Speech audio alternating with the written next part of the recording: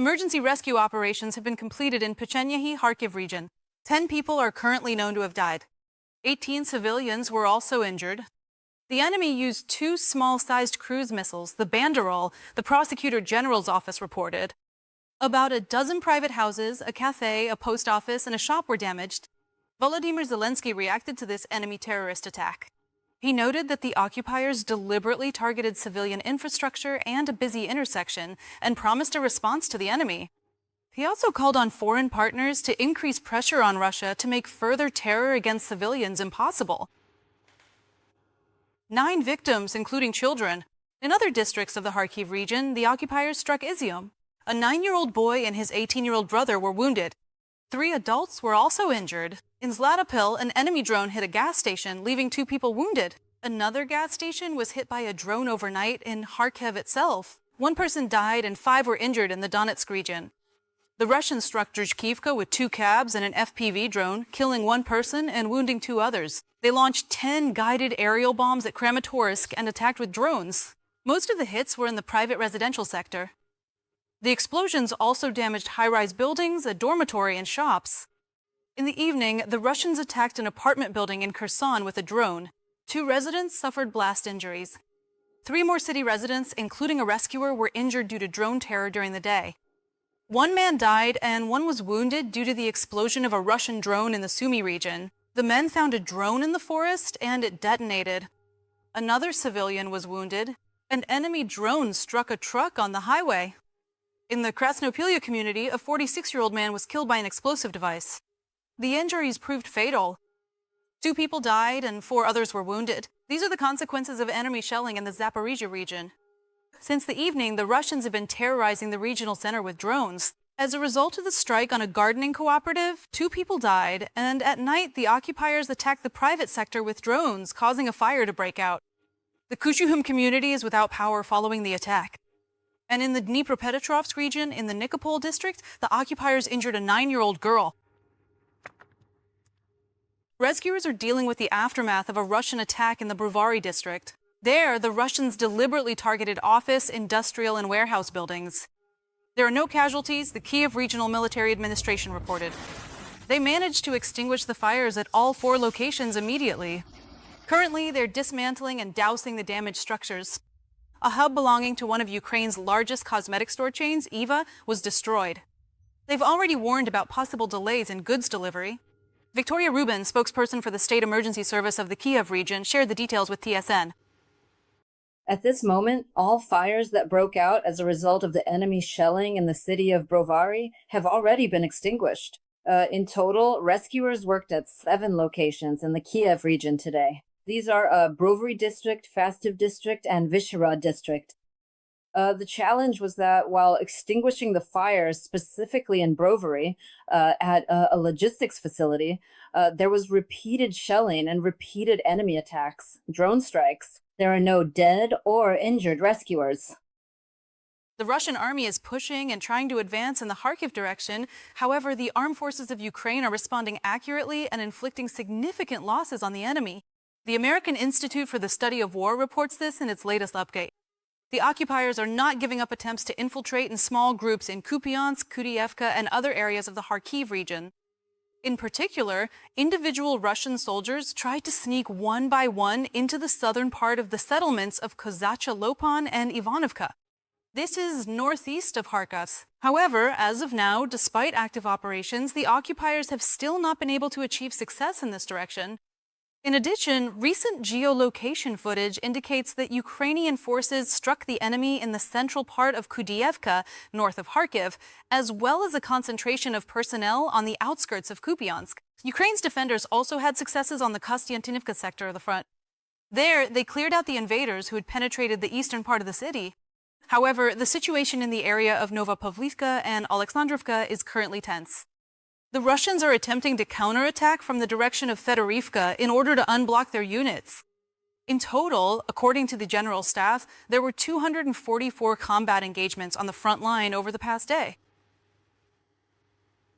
Vladislav Polsky, company commander of the 475th Separate Assault Regiment, Code 9.2, shared exclusive details of the deadly rescue operation with TSN journalists. This is the soldier whose actions became known to all of Ukraine just the other day. At great risk to his own life, the man pulled his brothers in arms out from right under the occupiers' noses. This happened in the Kharkiv region. 2 assault troops successfully completed their combat mission, but were hit by drone strikes on their way back. Both sustained severe injuries, but they hid in a shelter and waited for rescue. There were no safe evacuation routes left, so a ground robotic platform was sent for the soldiers. The invaders tracked the unmanned complex and delivered a direct hit with an FPV drone. The fighters found themselves completely immobilized in an open area under the sights of enemy drones. Then Vladislav got behind the wheel of a civilian pickup truck and sped off to pull his brothers in arms out. Under the threat of renewed shelling, the officer managed to load the wounded into the back of the vehicle in a matter of minutes and drove them to the medics. Currently, both fighters are in the intensive care unit under round-the-clock medical supervision. Their condition is serious but stable. When we were flying nearby, looking at them, we saw that the guys were still alive, but they were in a very dangerous zone on the road near a field where there was absolutely nowhere to hide. There was a chance that they could be saved, and that was the key moment when I made the decision. So there's a chance, and we need to work. Even though they were slim. I tried, yes, breaking all the rules, but the result was worth it. Mandatory evacuation due to heavy shelling has been announced in 4 more villages in the Kharkiv region. These are Kalinov, Chornoglazivka, Krasivka, and Mironivka. Families with children will be forcibly evacuated from there. In total, along with adult guardians, 142 people need to be evacuated from there. And in the Dnipropetrovsk region, 16 villages at once have been added to the list of settlements subject to forced evacuation. We're talking about 3 communities in the Sinelnikov district that are suffering from constant shelling. Families with children must leave within a month. People will first be taken to transit centers, and then they will be helped with resettlement. They barely survived the night under enemy bombs and waited for the evacuation.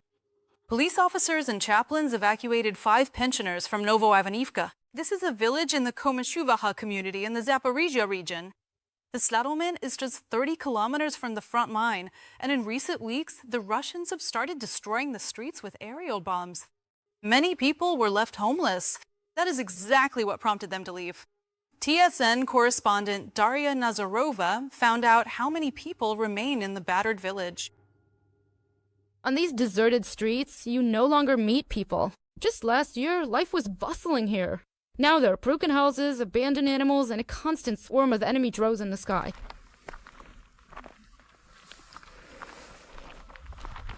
In a week, Russian troops completely destroyed Novoivaniivka, which is 30 kilometers from the front line. The once picturesque village has turned into a wasteland with piles of shattered brick and timber.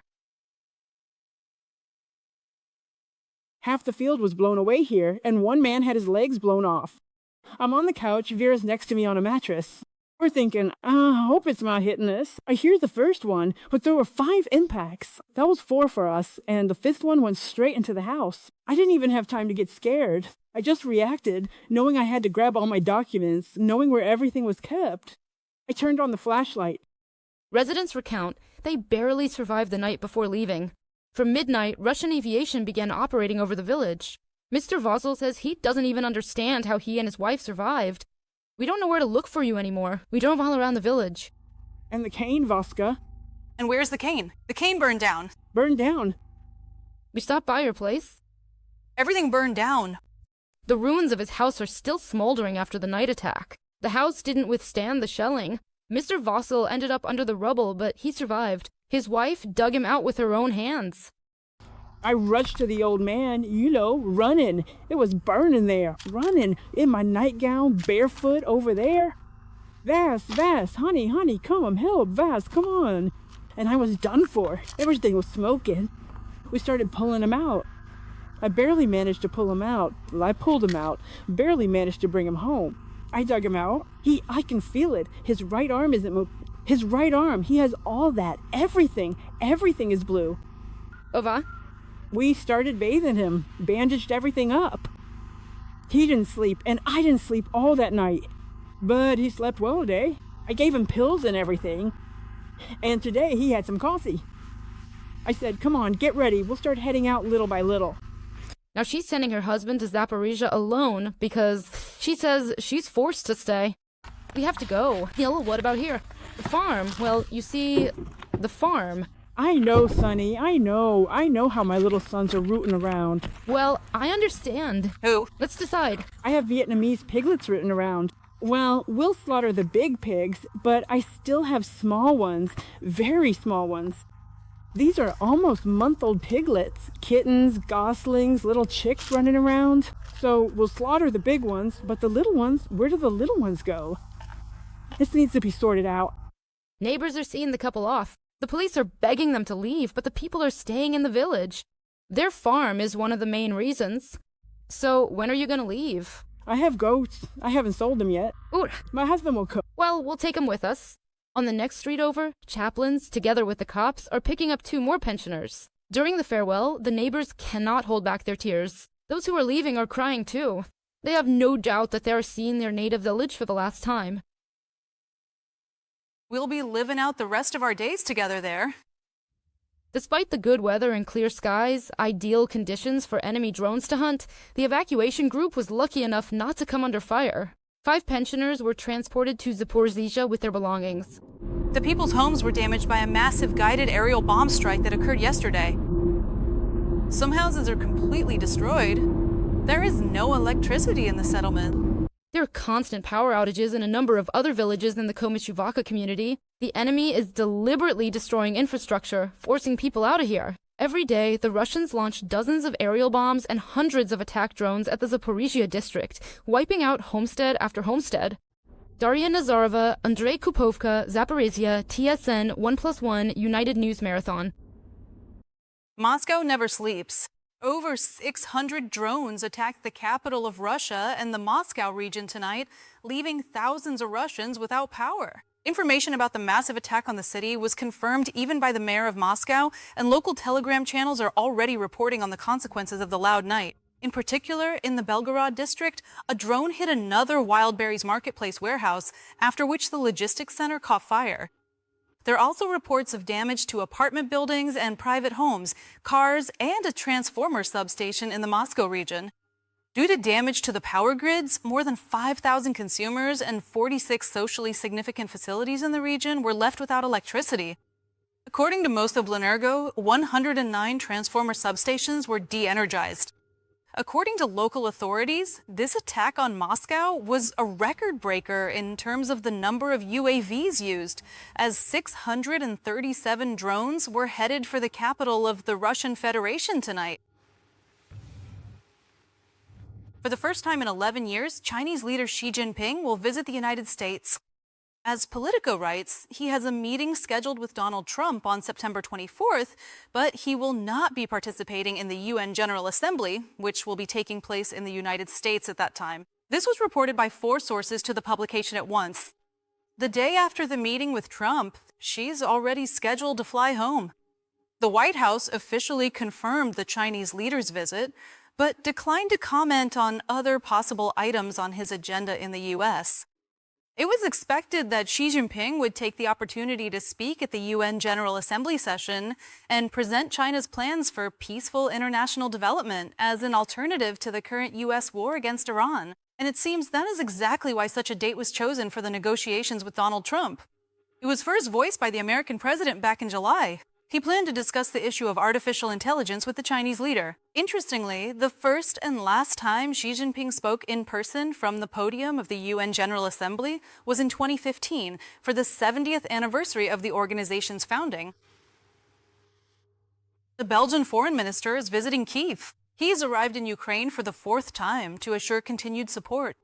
Since the beginning of the full-scale invasion, Belgium has allocated €4,400,000,000. This is primarily military and humanitarian aid. And today, the head of the diplomatic department announced the provision of another €150 million to support Ukrainian specialists in the fields of healthcare, energy, and education. Hadji Laheb has already met with the president. They discussed protection against Russian strikes as well as potential dates for signing a so-called drone deal. Thus, Belgium could become the 10th country to which Ukraine will provide its technologies. Separate negotiations were held with the head of the Ukrainian Foreign Ministry. Due to the threat of drone strikes in the capital, part of the conversation was held in a basement. At the center of the discussion, among other things, was the issue of using frozen Russian assets. We are talking about approximately 210 billion euros, which are kept in a depository in Belgium.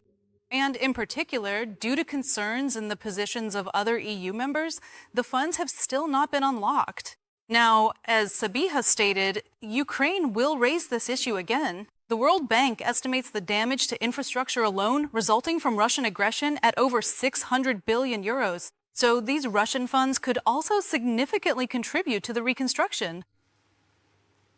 Actually, when we look at the bigger picture, frozen assets are really one of those fundamental tracks that can significantly strengthen our position by allowing for the direct and strategic use of those Russian funds. Therefore, as Ukraine, we will actively discuss this in European capitals, and not only European capitals, and we very much hope to reach clear, concrete decisions. This must be a collective decision and a collective responsibility. Belgium has clearly heard the statements that have been made in recent weeks from some capitals, so it expects that these debates may return to the agenda again. The risks that we outlined at the time have surprisingly not dissipated. However, we have no fundamental objections to these funds being used for lending. In any case, we will have to find a reliable solution that takes all nuances into account. Otherwise, Belgium will most likely maintain its position of abstention. In response to Moscow's threats, London promises to support Ukraine 100%. This was stated by Prime Minister Andy Burnham after Russia accused Britain of involvement in the war and threatened consequences. The impetus for this reaction from the Kremlin was a publication in the Times newspaper, which stated that the Ukrainian military, among other things, used British-made drones for long-range strikes on Russian territory. Officially, this information has not been confirmed by either London or Kyiv. At the same time, Byrne stated that his country will continue to do what it promised, to support Ukraine 100% in this illegal war being waged by Russia's leader, Vladimir Putin.